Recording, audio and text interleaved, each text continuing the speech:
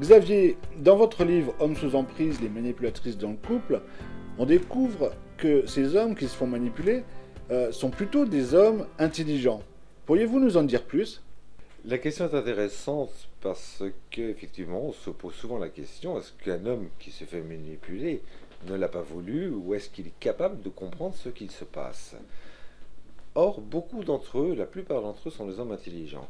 Il est beaucoup plus facile de manipuler une personne intelligente qu'une personne qui aurait un QI d'huître ou de bulot, désolé pour les huîtres et les bulots, mais je veux dire par là qui raisonnerait en mode binaire, c'est blanc ou c'est noir, c'est rose, c'est faux, etc. Quelqu'un qui est intelligent, qu'est-ce qu'il va faire? Il va chercher à mettre de la rationalité.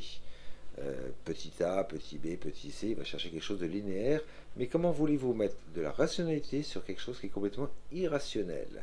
Comment voulez-vous mettre de la logique sur quelque chose qui est complètement illogique? Donc il y a une volonté de comprendre, mais de comprendre quoi? De comprendre quelque chose qui est incompréhensible. Une manipulatrice va fonctionner selon des paramètres qui ne sont pas les vôtres, qui sont complètement illogiques. Un exemple, par exemple, ce que j'appelle le système de la gifle et de la caresse, c'est au niveau émotionnel, mais intellectuellement, vous n'y comprenez plus rien. Elle va être très dure avec vous, c'est le côté gifle, va vous faire des tas de reproches, des critiques, va user de violence verbale, éventuellement physique, et puis tout d'un coup, ça va être quelque chose de très doux, très gentil, très tendre, et vous dites finalement tout se passe bien, et hop, sans que vous n'ayez pu être prévenu, tout d'un coup on repart pour un mot ou un silence que vous avez fait ou pas fait. Tout d'un coup on repart à nouveau sur une autre critique, sur une colère.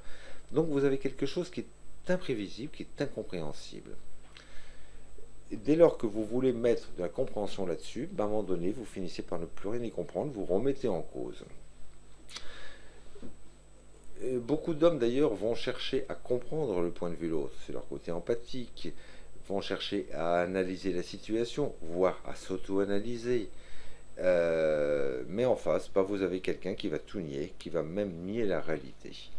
Donc, contrairement à ce que l'on croit généralement, une personne, un homme qui se fait manipuler, est une personne qui est dotée d'une intelligence de qualité. Et ce n'est pas parce qu'il s'est fait manipuler qu'il est complètement idiot.